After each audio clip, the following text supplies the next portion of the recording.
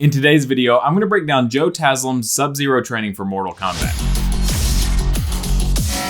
Hey everyone, I hope you're doing well today, and if you're new here, I create all sorts of content on how you can stay fit and healthy from the comfort of your own home. So if that sounds like something you're interested in, make sure to like and subscribe so you don't miss the video on how you can stay fit. So let's jump into it. Mortal Kombat is a new movie out in theaters right now, and it's badass. If you haven't seen it, I recommend going to watch it today. For now, I'm going to break down the training program of the actor that plays Sub-Zero, Joe Taslim. Hi, I'm Joe Taslim.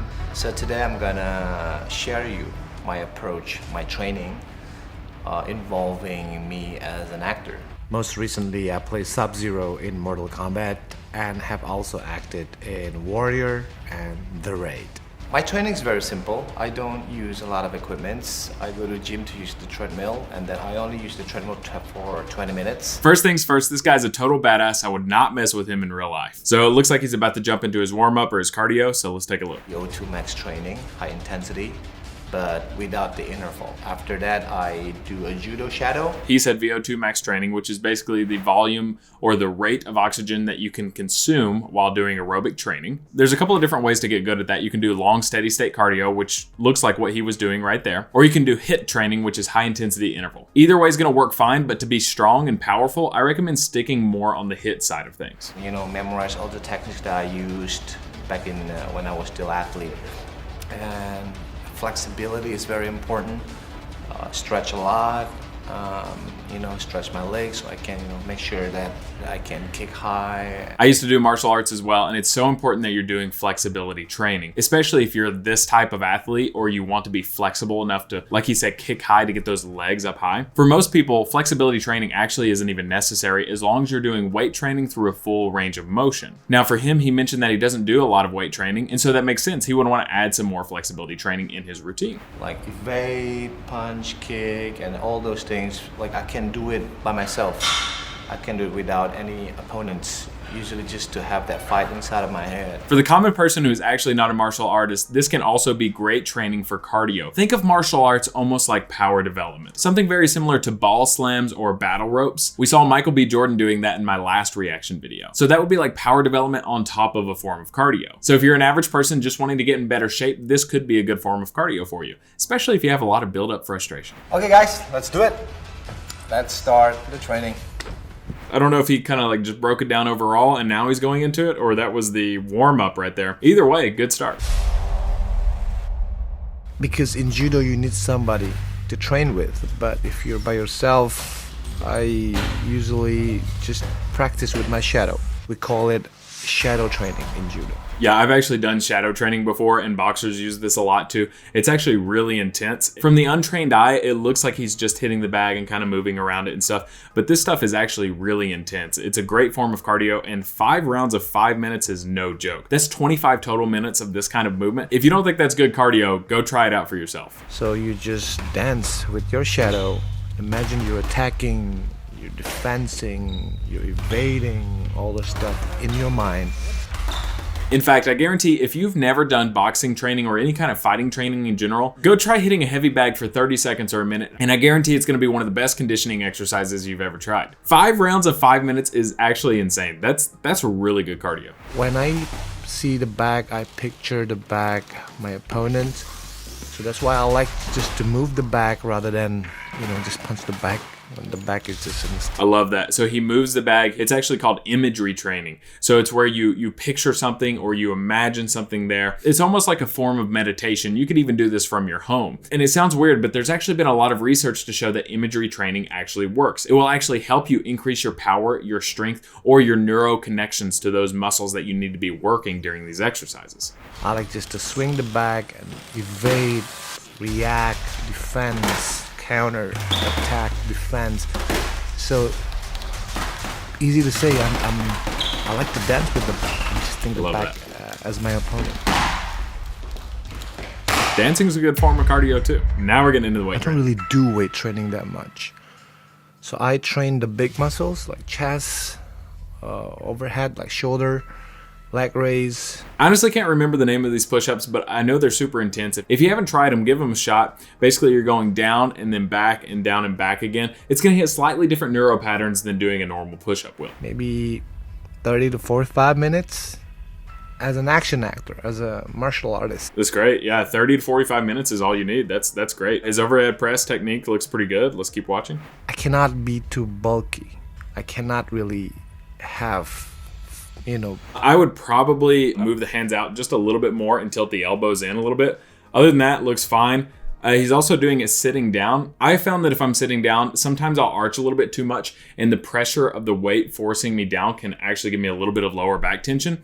Now, that's just me. That's just my experience. Obviously, everyone's going to be different. As long as you keep your core and your abs tight, you're going to be totally fine doing these. I just prefer standing up when I do them. Big muscles, because they will limit my movement. A couple things here. One, he said that he doesn't want to get big muscles because they'll limit his movement. In some ways that's true, but in other ways it's not. So a lot of people have this misconception that if you get big muscles or if you work out with weights that your movement is going to be limited, that you're going to lose flexibility. And that's actually not true. Like I said earlier, if you're going through a full range of motion with your weightlifting movements, you're actually going to get way more flexible over time. In fact, if you look at professional bodybuilders, the first one to come to mind is Kai Green. You'll see that they're actually some of the most flexible people in the world. A lot of them even do full splits on stage, which is way more flexible than most people. But the trick is to do it through a full range of motion. The second thing I wanted to point out here is that he doesn't have a full range of motion on chest press.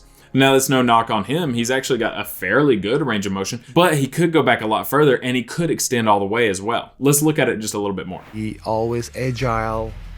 I think muscle endurance. So he's not going back as far as he could. He could go all the way back here. Feel that deep stretch in the chest. And then when he extends, instead of stopping right here, he could extend all the way forward with that. That's how I love to do chest press. And that will really help with that flexibility in the shoulder and in the arm right there. The muscle volume is not to be big, but it's to be lean and fit. So some part of your body, you don't want to get it too big. Yeah, I think I understand this correctly. He doesn't want to do a lot of heavy weight. Number one, because of flexibility issues, and we talked about that. And he's obviously in a different scenario than 99% of people where he's a martial artist, so he needs to be able to have ultra flexibility, and that's why he does a lot of flexibility training. Now, number two, he's also worried about not getting too bulky. 4 sets of 12 is also a great set and rep range if you want to get bulky. It just depends on the weights that you're doing, the intensity, and the volume over time. That can work for toning or it can work for gaining muscle. When they're too big, then it will limit. It will just change how. Okay, so this note isn't completely accurate. In fact, we know that as long as you're staying somewhat close to failure, you could go up way past 12 reps and still have muscle growth. We're talking 20, 25, 30 reps. As long as you're in that higher intensity and close to failure range, you can still build muscle up in that rep range. And this is kind of just a blanket statement just to say it creates blood flow and to sound fancy, but really anytime you're moving, you're creating blood flow. How you evade and you lose your agility. So they call it a judo push-up here. So you use it in martial arts a lot as well because you're using a lot of unnatural motions when you're on the ground if you're grappling or anything like that. So you're going to do a lot of these motions where you're pushing from a slightly different angle than just straight up and down. So I like these. If you guys haven't tried these, they're intense. Give them a shot. To find that balance is pretty tricky because you want to look good, you want to look muscular, but you know for sure that being muscular actually comes with a price. You cannot really move that free, the freedom of you as martial artists will be limited. I'm not sure I totally agree with that. Yes, having a muscle comes at a price, but it comes at the price of being stronger and being more flexible. Now, if you were the size of a strongman or a power lifter or a bodybuilder who just didn't have a great range of motion, then yes, you would probably lose a lot of flexibility. But if you look at a lot of MMA fighters, a lot of them are actually pretty jacked, and I guarantee they're also extremely flexible. So I think what he's saying here is just a common myth of saying that you don't want to lift very heavy because it's going to create a lot of muscle and a lot of tension on those joints, and it's going to limit your flexibility. And we know now that that's just not actually true. But like I said, for his training, for his roles in movies, for his martial arts abilities, it is going to be really important that he also adds in a little bit of flexibility training on top of what he's already doing with resistance training. So let's finish this off. Bottom line is, for me, training needs to be simple. It needs to be simple. For me, it doesn't have to be like a lot of equipment, fancy or sophisticated training. It's just what I need that I focus on, effective training. So I hope you can try it at home. So I want to break down some of the good things from his training, and then I want to break down some of the things I think he can improve on. Some of the good things are, if you want to get in good shape, try some of the shadow boxing stuff he was doing. The stuff on the heavy bag is intense. Also, he mentioned the VO2 max kind of training. Really, it's just steady state cardio kind of training. Try that out. It's gonna really help you out. The weightlifting movements were good options. You saw him doing overhead press and chest press. That's gonna be some of your best upper body push motions. So make sure to implement those into your routine. And then obviously he was training his abs as well. It's gonna be really important to have strong abs, especially if you wanna be a martial artist, because you gotta be able to take those hits. And then I also love what he said at the end. He wants training to be simple. I totally agree. That's why most of my stuff is tailored towards training at home. It's gotta be simple if you're training at home, right? So what's the old adage? KISS? Keep it simple, stupid. Whenever you're on a training program, it's gotta be simple, and that's gonna help you stay more motivated to continue to reach your goals. Now, here are some of the things I think he could improve on. I think he could actually implement some HIIT training into his routine, meaning that he could do high intensity interval training. Now, that's gonna help him be more powerful with his training. And as a martial artist, you're basically in a strength and power sport. So it's gonna be really important that you're powerful. On top of that, it's also gonna help with your VO2 max. Of course, I would also add in some more resistance training. I would definitely add in some leg training. We're talking squats and lunges, things like that. He could even really benefit from power movements like the mid-thigh pull or squat jumps. That's also gonna help him with his power in his martial arts. And it's gonna help tone those muscles as well. On top of this, I would implement some pulling motions to work his back to kind of even out his overall program. Overall, I think his routine is a really good cardiovascular training program, especially if you're not used to martial arts style of training. It will be really good for cardiovascular endurance and toning up, not so much for muscle growth. So if that sounds like a goal of yours, give it a shot. Let me know in the comments down below what you think. Thank you so much for watching. Make sure to like and subscribe so you don't miss the next video coming out on how you can stay fit and healthy from the comfort of your own home. See you in the next video.